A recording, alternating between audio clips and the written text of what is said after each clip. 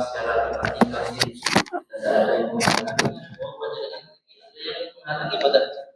Waktu mau masuk masjid ada yang menghalangi? Bukan. Berarti aman, tentram, bisa sholat berjamaah, bisa mengajarkan pengajian. Kemudian tidak lupa kita mendoakan ustadz kita yang belum bisa hadir pada malam hari ini dikarenakan masih belum pemulihan karena sakit nih. Di antara hak muslim satu dengan muslim lainnya, hak dan kewajibannya itu wa idza maridha fa'udhu. Apabila ada yang sakit dikunjungi, kalau tidak bisa mengunjungi minimal mendoakan. Nih, yang sakit juga disunahkan untuk minta doa agar didoakan oleh orang lain. Itu di antara sunnahnya. Ada seorang wanita di zaman Rasulullah minta didoakan Rasulullah karena mengidap suatu penyakit bernama epilepsi atau ayan. Ya Rasulullah, inni usra'u wa inni atakasyafu. Wahai Rasul, kula niki gadah penyakit namine epilepsi. Wa inni atakasyafu, kalau penyakit saya sedang kambuh, aurat saya terbuka. Niku lho keistimewaannya orang dulu nggih, orang sahabiyah, seorang sahabat perempuan. Auratnya terbuka padahal napa niku? Keadaan normal napa darurat? Ketika kambuh penyakit ayan kan kejang-kejang nggih. Niku bukanya sengaja atau tidak sengaja? Tidak sengaja dan tidak sadar. Niku lho isin. Nah, kalau saat niki tidak sedikit di antara muslimah dengan sadar malah buka. Minta kepada Rasulullah agar disembuhkan. Sama Rasulullah diberi tawaran, in syi'ti sabarti walakil jannah wa in syi'ti ad'ullaha an yu'afiyaki. Kalau kamu mau bersabar atas ketetapan Allah itu, maka bagimu surga. Tapi kalau kamu mau, saya doakan sekarang juga sembuh seketika. Kinten-kinten kalau kita ditawari itu, milih pundi? Sembuh seketika. Surganya belum tentu. Nah, kalau kamu mau bersabar atas ketetapan Allah yang satu ini, walakil jannah, bagimu surga.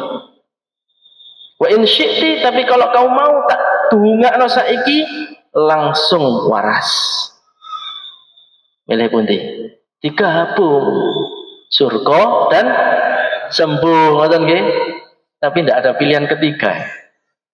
Wanita tersebut milih yang pertama, asbir. Kalau saya bersabar berarti surga. Iya, ya sudah saya milih sabar saja. Tayyib.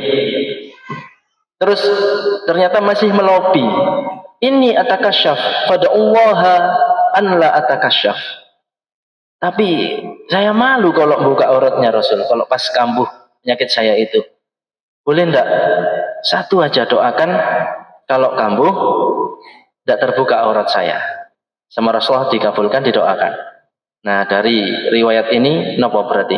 Tadi kita mengawali, kita mendoakan Ustadz kita, Ustadz Najih, agar Allah beri kesembuhan dan semoga penyakitnya menjadi sebab terhapusnya dosa-dosa dan dibukanya pintu surga atas kesabaran menerima atau menjalani takdir Allah yang berupa penyakit tadi. Ngoten nggih.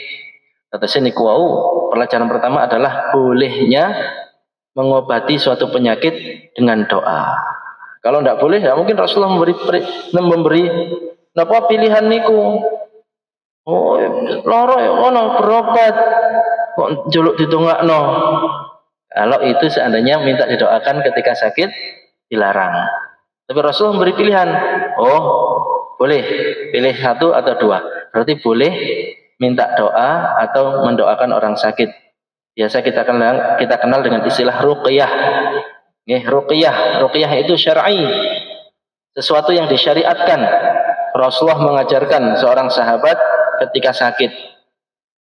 Mana yang sakit sebelah sini pegang, disuruh megang. Anggap sakit gigi, sama Rasulullah disuruh megang. Iqra bismillahi thalathan. Baca bismillah 3 kali. Bismillah. Waqra sab'a marrat. Kemudian baca doa ini 7 kali. a'udzu bi izzatillahi wa qudratihi min syarri ma ajidu wa uhadir. Nah niku ruqyah mandiri. Jadi kalau kita sakit, nggih semoga sehat nggih. Sekiranya ternyata suatu ketika ditimpa suatu penyakit, yang pertama kali diingat Allah Subhanahu wa taala. Bukan dokter, bukan obat. Itu nomor 2. Nomor 1 Allah dulu, Sang Maha Penyembuh, dengan doa tadi. Kalau tidak hafal ya napa? Donga napa mawon. Baca ayat wa idza maritu fa huwa yashfin juga boleh. Apabila aku sakit, Allah lah yang menyembuhkanku. Atau doa yang viral, doa yang familiar, Allahumma rabban nas adhibil ba'sa ishfi anta syafi, dan seterusnya. Ngoten nggih? Jadi kita doakan dulu ustaz kita, baru habis itu kita masuk materi. Ngoten nggih? Allahumma rabban nas adhibil ba'sa ishfi mardana, khususan Ustaz Najih. Ishfi anta syafi la shifaa illa shifauka shifaan la yughadiru saqaman wala alaman, amin amin ya rabbal alamin. Niku wau donga untuk siapapun yang sakit, dikhususkan untuk Ustaz Najih Ihsan. Ngoten nggih? Enten sing sakit? Mboten nggih? Nah, bukti ini bisa hadir ke sini nggih, sehat. Nggih. Sing sakit istirahat, karena kesehatan niku lebih utama daripada mencari ilmu. Lho ya napa niku? Coba kita perhatikan doa yang kita kenal. Allahumma inna nas'aluka salamatan fid din wa afiatan fil jasad wa ziyadatan fil ilmi wa barakatan fil rizqi. Pun niki mawon sekawan riyen. Coba urutannya kita pelajari. Allahumma inna nas'aluka salamatan fid din, selamat dalam urusan agama. Berarti sampai meninggal dunia dalam keadaan Islam. Ini nomor 1 dalam hidup. Nomor 2, wa afiatan fil jasad, jasad sehat. Wa afiatan, afiat, sehat wal afiat. Nggih, minta kepada Allah. Nomor 2, ternyata setelah nikmat agama, nikmat sehat. Karena kalau tidak sehat, tidak bisa belajar, tidak bisa bekerja. Buktinya sama Allah, sama Rasulullah dihadirkan yang nomor 3, wa ziyadatan fil ilmi, dan berilah kepada kami tambahan ilmu. Berarti ilmu itu nomor 3 setelah nikmat sehat. Wa barakatan fil rizqi, dan keberkahan rezeki. Nomor sekawan berarti. Maka tidak boleh mengorbankan yang 3 di atas demi mencari rezeki. Pun nggih jelas nggih. Mulai mencari rezeki sampai lupa mencari ilmu, lupa jaga kesehatan, lupa jaga agamanya, sholat ditinggalkan. Naudzubillah semua naudzubillah. Maka penting bagi kita nanti materi kita ini tentang apa nggih? Tentang hakikat anak dan keturunan. Hakikat anak dan keturunan hubungannya dengan diri kita. Napa? Karena anak itu bisa menjadi amal soleh bagi orang tuanya.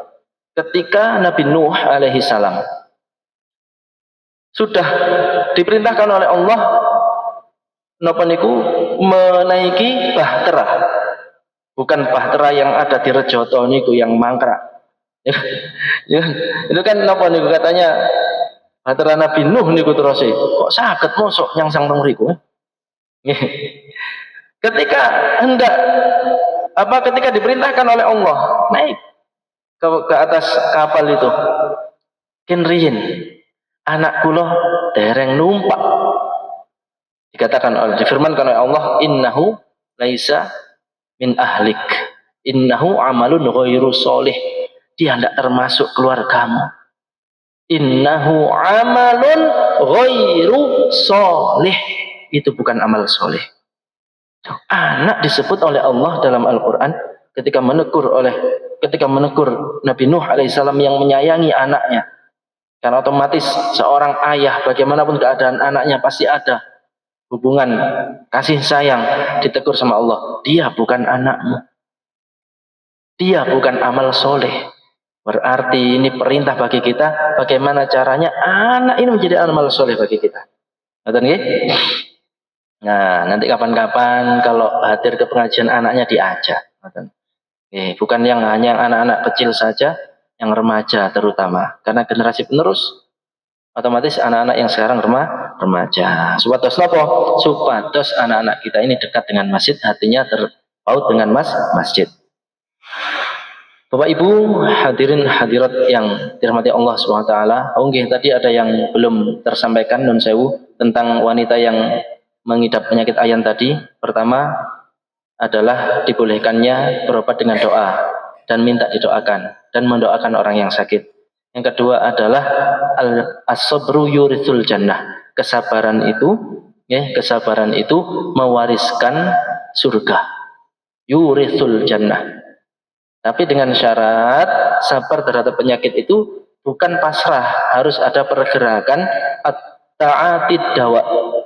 Ma'ata'atid dawa, harus tetap berobat karena digabung dengan hadis yang lain tadawaw fa innallaha lam yadha' da'an illa wadha'a lahu dawaan.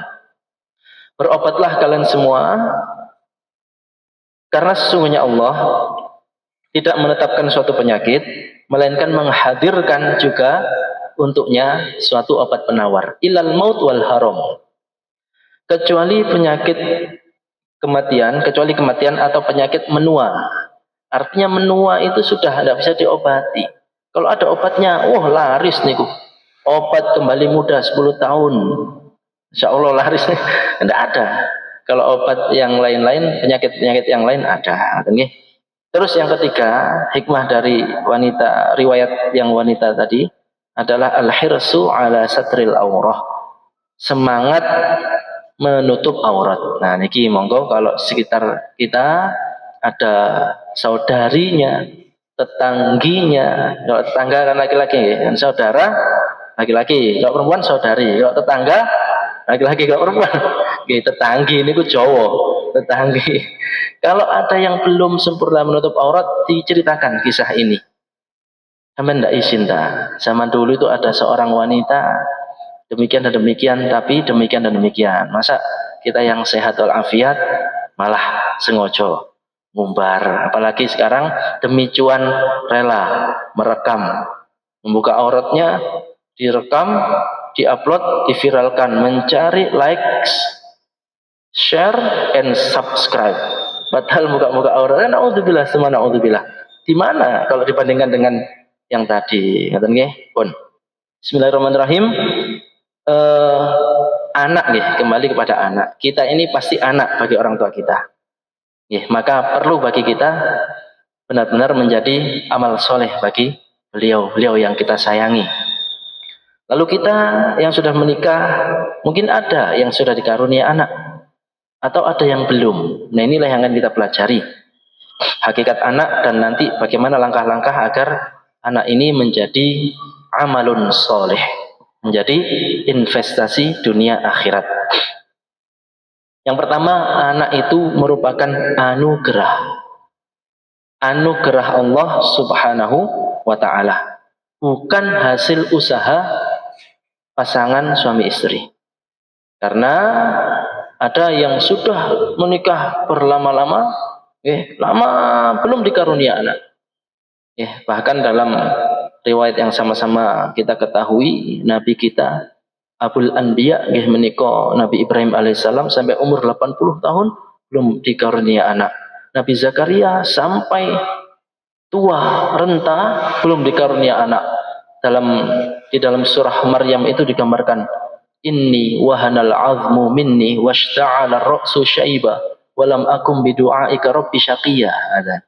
Nabi Zakaria berdoa kepada Allah, ya Allah, kula niki pun sepuh, sudah beruban, rambut saya sudah memutih, tapi saya tidak pernah putus asa dari rahmatmu. Nah, dalam rangka nomor merayu biar punya keturunan. Ternyata punya keturunan itu karena ingin memiliki niku amal soleh generasi penerus. Nah, jadi anak pertama kali, kriteria atau ciri seorang anak itu sebagai anugerah Allah Subhanahu wa ta'ala. Dalam surah Asy-Syura ayat 49 sampai 50 Allah menegaskan tentang hal ini. A'udzubillahi minasyaitonir rajim. Bismillahirrahmanirrahim. Lillahi mulkus samawati wal ard yakhluqu ma yasha'. Yahabu liman yasha'u inatha wa yahabu liman yasha'u dzukur. aw yuzawwijuhum dhukrana wa inatha wa yaj'alu man yasha'u 'aqima innahu 'alimun qadir. Niki ingkang maos terjemahane kula ta biasanya pun dibantu oleh beliaunya. Monggo Pak menawi nggih surat Asy-Syura nggih surat ke-42 ayat 49 50. Nggih ayat 49 50. Ini Allah lah kerajaan langit dan bumi. Dia menciptakan apa yang Dia kehendaki, memberikan anak perempuan kepada siapa yang dikehendaki, dan memberikan anak laki-laki kepada siapa yang dikehendaki. Atau Dia menobelkan jenis laki-laki dan perempuan dan menjadikan mandul siapa yang Dia kehendaki. Dia Maha mengetahui, Maha kuasa. Nggih, terima kasih. Ngaten niki kan semangat ngaten. Di ayat ini ada kata-kata yahabu. Yahabu, wahaba yahabu. Sering kita dengar istilah hibah. Terus Badan, pernah dengar istilah hibah? Wahaba yahabu hibah. Dalam arti bahasa Indonesia memberi. Berarti Allah itu memberi, yahabu, memberi liman yasha, bagi siapapun yang dikehendaki. Apa? Inatha, anak perempuan. Jadi itu kehendak Allah. Ada yang punya anak perempuan, kemudian perempuan lagi, kemudian perempuan lagi, kemudian perempuan lagi. Kata-kata nggih, enten sing anake 12 niku lanang sedanten. Ranjang kula niku enten. Maksudnya sanes ranjang kula sing gak ada anak 12. Ranjang kula niku gak ada dulur 12, laki-laki semua. Ada yang anaknya sekian, napa? Perempuan semua. Memang sudah yahabu, menunjukkan kita tidak bisa menentukan. Jadi anak itu benar-benar karunia Allah, anugerah dari Allah, nikmat dari Allah. Ini kriteria yang pertama. Dikehendaki oleh Allah, ada yang diberi anak perempuan saja, ada yang diberi anak laki-laki saja. Au yuzawwijuhum dhukrana wa inatha. Ada yang dikasih kembar, laki perempuan, ada. Kadang kan loh, anak kembar. Iya, kalau yang laki-laki dengan laki-laki ini wajar nih. Mboten jarang. Ketika ada laki-laki perempuan, lho niki kembar nggih, lho kok saged? Kenapa mboten saged? Ngaten kan? Sekecil bagi Allah. Atau ada juga yang wa yaj'alu man yasha'u 'aqima. Mensewu. Ada yang dengan kehendak Allah dijadikan memang tidak bisa punya anak. Lalu Allah menegaskan kepada kita agar penuh iman. Innahu alimun qadir. Sesungguhnya Allah itu maha mengetahui, maha kuasa. Mengetahui apa? Mengetahui maslahat bagi hamba-hambanya. Diparingi anak, Allah tahu kemaslahatan bagi orang tersebut. Tidak diberi, Allah juga tahu bahwa bagi orang ini lebih baik tidak punya anak. Itu Allah maha mengetahui, maha mengetahui. Dan Allah maha kuasa, kuasa bagi Allah memberi anak atau tidak memberi anak. Artinya manusia dianjurkan berusaha, tapi Allah lah yang menetapkan punya anak atau tidak. Nah, ada yang memang tidak diberi anak sampai wafat tidak beri anak. Ini kalau punya keimanan pasti dia akan husnudzon kepada Allah. Karena ada suatu pepatah dalam bahasa Arab ini ngeten, man arafallaha azalat tuhmah wa qala kullu fi'lihi bil hikmah. Barang siapa yang arafallaha, mengenal betul tentang Allah, azalat tuhmah, dia akan menjauhkan segala suudzon kepada Allah.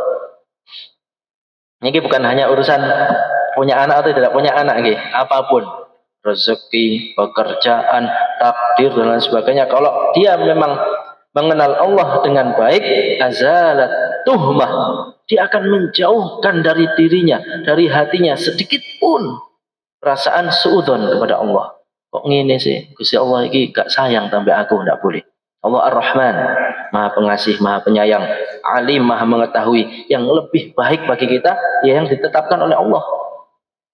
Kemudian Wa qala kullu fi'lihi bil hikmah, dia akan memantapkan dirinya dengan kata-kata kullu fi'lihi bil hikmah. Allah pasti memiliki hikmah di balik setiap ketetapannya.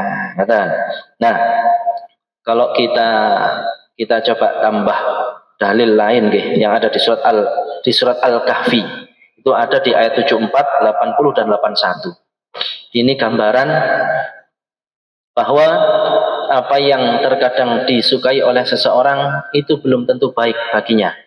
Kalau yang tidak disukai oleh seseorang bisa jadi itu justru lebih baik baginya. Niki jadi di surat Al-Kahfi 74 ayat 74 itu fanqalaqa hatta idza laqiya gulaman faqatalah qala aqtalta nafsan zakiyatan bighairi nafsin laqad ji'ta syai'an nukra. Maka berjalan keduanya hingga ketika keduanya berjumpa dengan seorang anak muda, maka dia membunuhnya. Dia Musa berkata, mengapa engkau membunuh jiwa yang bersih? Bukan karena dia membunuh orang lain? Sungguh engkau telah melakukan sesuatu yang sangat mungkar.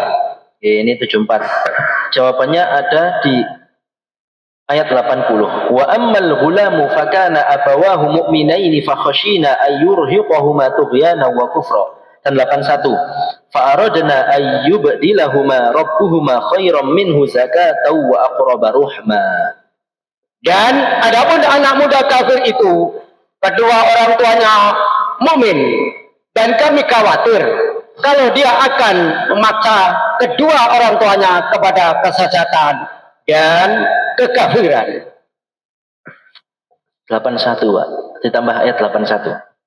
81. Ya. Kemudian kami mengendaki sekiranya Tuhan mereka menggantinya dengan seorang anak lain yang lebih baik kesuciannya daripada anak itu dan lebih sayang kepada ibu bapaknya. Nah, ini berkenaan dengan takdir. Takdir. 3 peristiwa di surat Al-Kahfi antara Nabi Musa dan Nabi Khidir itu adalah perumpamaan takdir yang tidak enak. Terkadang kita dihadapkan dengan hal-hal yang tidak sesuai harapan kita, rencana kita. Jawabannya ada di sini, semua berkenaan dengan takdir. Terkadang kita pandangannya terbatas. Tidak terkadang, memang sangat terbatas. Allah lah yang maha mengetahui, Allamul Ghuyub. Maha mengetahui hal-hal yang tidak kita ketahui. Dan Allah mengetahui yang paling baik bagi kita. Disinilah letaknya ridho. Ridho niku asma darajatil iman.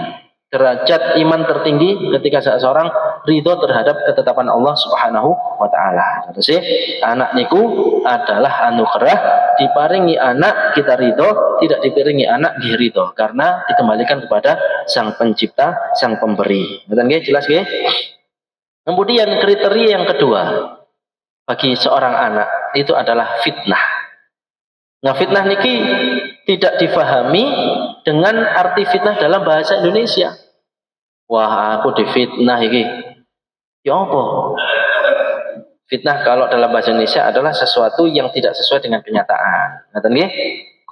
Orang tidak mencuri dikatakan ke teman-temannya, sing nyolong wingi iku arek iki. Itu apa fitnah? Kalau fitnah yang ada di dalam ayat-ayat suci Al-Quran yang berkenaan dengan anak, harta benda sering kita dengar dalam ayat misal innama amwalukum wa auladukum fitnah. Sesungguhnya harta bendamu, anak-anakmu adalah fitnah bagimu. Nah, fitnah di sini banyak tafsirannya. Salah satunya adalah penyingkap jati diri orang tua. Maksudnya apa? Nyatan. Penyingkap jati diri orang tua antara ketika belum dikaruniai anak dengan setelah dikaruniai anak. Contoh. Misal seseorang sebelum dikaruniai anak itu rajin ibadah. Rajin donga. Apalagi yang belum nikah ini, mas-mas ini remaja. Ya Allah, berikanlah pasangan dan anak keturunan yang baik, soleh, oleh sholat duha dilakoni, oleh sholat qobliyah ba'diyah dilakoni, oleh donga mau wempeng khusyuk, masya Allah, oleh apa niku? Sholat malam dilakoni, sedekah dilakoni. Yang diminta dikasih sama Allah hilang semua ibadah-ibadah itu, dia menjadi fitnah berarti. Kata niku.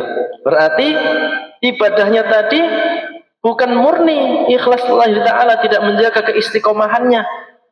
Hanya momentum tadi saja. Loh kok sampai wis gak ini? Ya wis entuk. Udah dapat yang diminta, ngapain susah-susah lagi? Bangun malam, sholat sunnah dan lain sebagainya, oleh ngaji Quran khusyuk. Misal yang muda-muda ini, istri juga bisa jadi fitnah. Ya Allah, mudahkanlah mencari pasangan, diberi pasangan oleh sadurunge niku rajin ibadah, dapat pasangan malah enggak ibadah. Berarti amwalukum. Ada di ayat yang lain itu azwajukum, istri. Kalau istri berarti suaminya. Ya Allah, berikanlah padaku suami yang soleh, yang kaya raya. Udah dapat, habis itu nggak pernah doa. Nah ini berarti suaminya jadi fitnah juga. Ngerti loh. Jadi dalam surat At-Taghabun, surat At-Taghabun ayat 15 difirmankan oleh Allah, innama amwalukum wa auladukum fitnah wallahu 'indahu ajrun 'azim. Surat At-Taghabun ayat 15. Surat keberapa? Surat kepinten At-Taghabun. Tidak dalam 64, surat ke-64. Niki kalau urutan surat belum hafal. Nggih. Ayat 15. 15. Nggih. Sesungguhnya hartamu dan anak-anakmu hanyalah cobaan bagimu, dan di sisi Allah lah pahala yang besar. Nggih. Dalam tafsirnya disebutkan anak-anakmu dan harta bendamu itu balaun wa ikhtibarun. Balaun wa ikhtibarun. Bala itu ujian. Ikhtibar juga ujian. Wallahu indahu thawabun azim, dan di sisi Allah ada pahala yang besar. Liman athara ta'atahu ala ta'ati ghairih. Bagi seseorang yang mendahulukan taat kepada Allah dan mendahulukan taat kepada Allah atas taat kepada selain Allah. Maksudnya ayo napa niki? Taat kepada selain Allah dalam urusan harta benda dan anak-anak. Ini kalau dulu sebelum punya anak istri, menjaga ibadahnya, menjaga syariatnya, menjaga rezekinya. Punya anak dan istri, karena itu ujian dari Allah, bisa tidak dia tetap di jalur yang lurus? Misal dalam urusan harta benda. Waduh, iki kebutuhan nambah terus. Anak semakin hari semakin tumbuh, biayanya semakin bertambah. Istri juga, biaya napa niku, belanja dan lain sebagainya. Kemudian keperluan, kalau dulu masih sendiri, segini cukup. Wah, ini harus nyari lagi ini. Nah, nyarinya ini fitnah. Adakah tetap memperhatikan halal haram, ataukah wis gak apa-apa, sing penting iso nyukupi, embuh hasil dari apa, yang penting anak istriku kecukupan dan anak-anakku bisa sekolah. Nah, ini menjadi fitnah. Sehingga di akhir di akhir surat Al-Munafiqun itu ditegur kita semua oleh Allah, dilarang. Ini Al-Munafiqun ayat 9, 10, 11. Ayat 9 berbunyi, ya ayyuhalladzina amanu la tulhikum amwalukum wala auladukum an dzikrillah. Wahai orang yang beriman, sudah ketemu no, Pak? Ayat ke-9. Ke-9. Nggih, 9. Wahai orang yang beriman, jagalah harta-hartamu, harta bendamu dan anak-anakmu, lalaikan kamu dari mengingat Allah. Dan barang siapa berbuat demikian, maka mereka itulah orang-orang yang rugi. Nggih. Di sini orang-orang yang rugi adalah yang terlalaikan karena anak dan harta bendanya. Harta benda ini termasuk juga pekerjaan. Ingatan. Nah, ada hadis yang menyebutkan bahwa ayyuma lahmin nabata min haramin fannaru aula bihi. Kalau ada dalam tubuh seseorang seonggok daging dalam tubuhnya itu tumbuh dari makanan atau minuman yang haram, fannaru aula bihi. Neraka lebih utama baginya.